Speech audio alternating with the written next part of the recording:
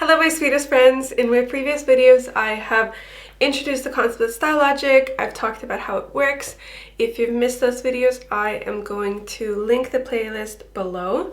But in this video, we're going to talk about the style logic for the Amethyst key, which is the left-up quadrant in my system. So the Amethyst style process is basically like an externalizing process of revealing and expressing your inner world. You want to search inward to find the qualities that are important to you, the artistic visions, the ideas that you carry inside you, and then you want to use styling techniques to effectively express and present this inner world to the world around you. So amethyst dressing is essentially an artistic process. You have personal outward expression, you're starting inside yourself and then helping to bring that vision out to be effectively perceived by other people.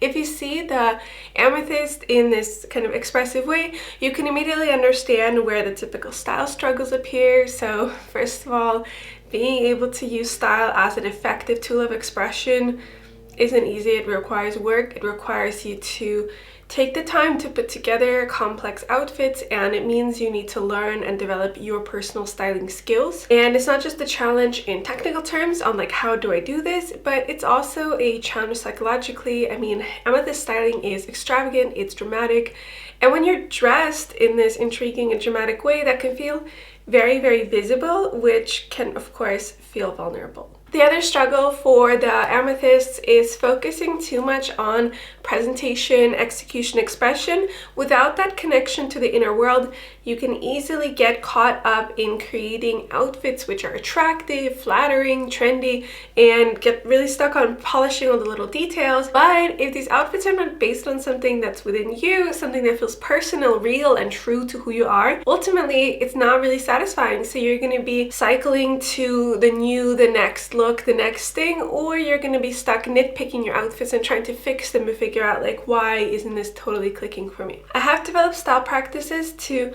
help you connect with your body, using your body as a guide, using your inner world as a guide, and to practice communicating with your clothes. I call that my foundations course for amethyst. I highly recommend it, and you can check it out at the link below. It's 3 kind of style exercises if you have a weekend you want to get into it. I also want to note that in thinking of the amethyst as this process of externalizing the internal world and bringing it out, you can understand why it gets confused sometimes with its like diagonal quadrant, the right down, which is the Moonstone key, right? Because the Moonstone is about internalizing from the external, and both of those are a process of interpretation and translation, but they go in different directions. And of course, like the essence, the feeling of these quadrants is different, which leads them also to different aesthetic choices. But it's just a fun side note to think about how their style logic is kind of like an inverse of each other. But now let's take a closer look at how amethyst styling works. So you might remember the style sandwich. That's my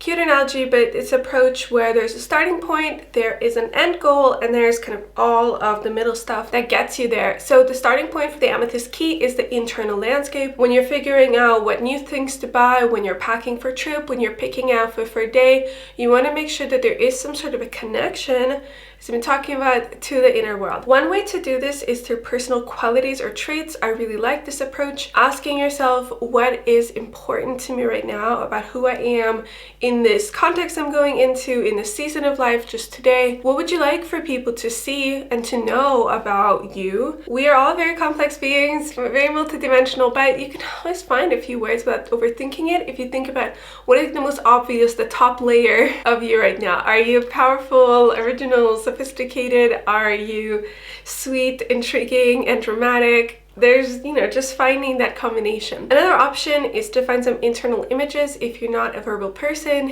is there a literal landscape that feels like you? Is there some sort of mythological character that feels like you?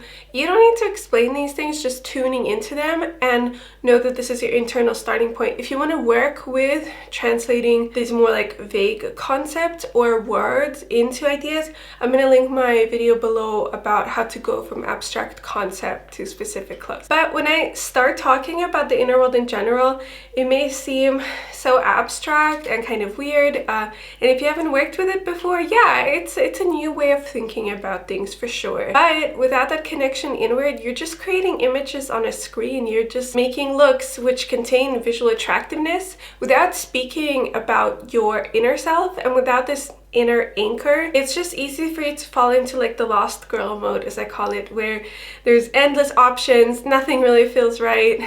And without this connection to the inner world, it's difficult to take risks and to create these visible outfits if you don't really feel like they're like you. It's just kind of an unsustainable process. That's why it's so important, even if it feels weird. So again, I'll also link this video below that could be helpful. So that is the starting point, the inner landscape. Now let's talk about the end goal, which is the impression you want to create with your clothes, the effect you want to make.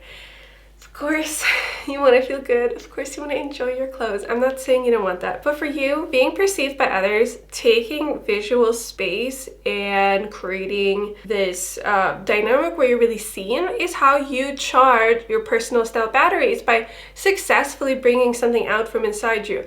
You're not a slave to people's approval. You know, they don't need to like everything you're showing. But it's very possible that you can create an outfit that is like successful and satisfying, but that people don't like, right? That's fine. But you do have that desire, the sensation of being seen, of making an impression on others, and really feeling that your clothes are taking that space and doing the communication. If your clothes are often on the simpler side, you can easily start to feel invisible and to lose connection with your personal power. So this idea like, oh, I just dress for me and I just don't care what people think, it's not really true, because your relation to other people visually, how you visually place yourself in relation to other people, is super important to you. If your starting point was it powerful, original, and sophisticated, these are traits you want your outfit to communicate. Let's like an easy outfit for that. I would do like a wide leg silky black trouser, right, and a blouse that is very sophisticated and powerful. Then we definitely want some powerful shoes, right? So maybe something like a heel or a sharp toe, just something that's like bit aggressive. And then, you know, we need to add some originality. So maybe you want like a creative necklace, something unusual. Maybe you have some tattoos that have personal significance. Maybe you do like makeup or hairstyling, basically like adding that original touch with the accessories. So that's just one really simple way to create the effect you want, and there's so many more, right? Now we have the starting point, we have the end goal. We could talk about what's in the middle, the styling techniques, how we go from that inner world to that desired impression and expression. In this middle of the style sandwich, you can layer other style systems, you can add your color palette, body type, advice, the local trends, whatever you want can go in here. But there's two techniques I think are really important for Amethyst. The first is the sensory approach. As with the Ruby key, I encourage you to really practice following your body's cues and feeling into how things are actually sitting on you. You can always find often the best fit or the more harmonious combination of pieces and what to add or remove by actually feeling things on your body and judging how you're moving, how you're breathing in them, how you're posing in them, basically like how your body is reacting, and to practice reading those cues. The second technique I think is really important for Amethyst is by creating excitement. So your style really needs to be exciting for you. There needs to be that spark. There's something unexpected, unusual, just a novelty, something that really lights you up. The goal here is to use colors, textures, layers, accessories, all the facets of visual interest, and to play with visual harmony and disharmony to create this kind of head-to-toe look, which creates that sensation of excitement. So the sensory approach, the focus on excitement, they're great for you. Talked about them in my other videos. Again, I talk about them in the foundations course if you're curious. But now let's go through an example of the Amethyst style process. Let's do a specific occasion outfit. So let's say you're mom, you need an easy outfit for picking up your kids from school. Trying to fit in with the other parents has been like a disaster for you.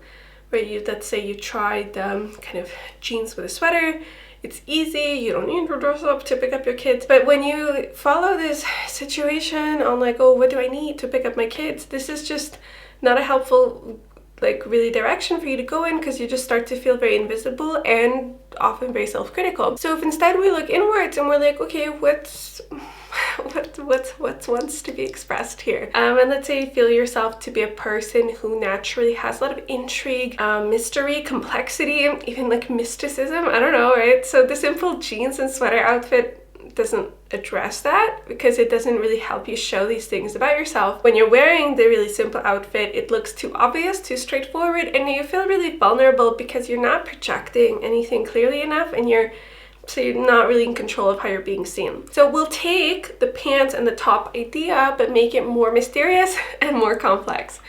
So first, we'll swap out the jeans for dark corduroy pants. Just switching out the texture and the color already adds intrigue, complexity. We can also add platform ankle boots, you know, like a manageable platform, but still very like extra. Kind of a slinkier top that's, you know, casual but hugs your body. And then we do like a long kind of extravagant flowy cardigan sweater that's very swishy all around you. And then on that, we can also add like a necklace and a bunch of bracelets, which are totally unnecessary, maybe even impractical, but they're totally necessary because it's the final touches that make the outfit feel complete and help you actually feel like you, so you can relax and you can feel comfortable. It just can sometimes feel like surprising that you could feel more relaxed and more comfortable in an outfit that actually is more visible for you rather than something that's less visible. That's how you'd use the amethyst key if you belong to the Left+Up Quadrant. We will look at some more amethyst styling examples in the future. I'd love to give some examples on how to interact it with specific lifestyle needs, situational needs, or other style systems. But in the next video in the series, we're going to round out the quadrants by talking about the sapphire key. So I'll see you then. Bye!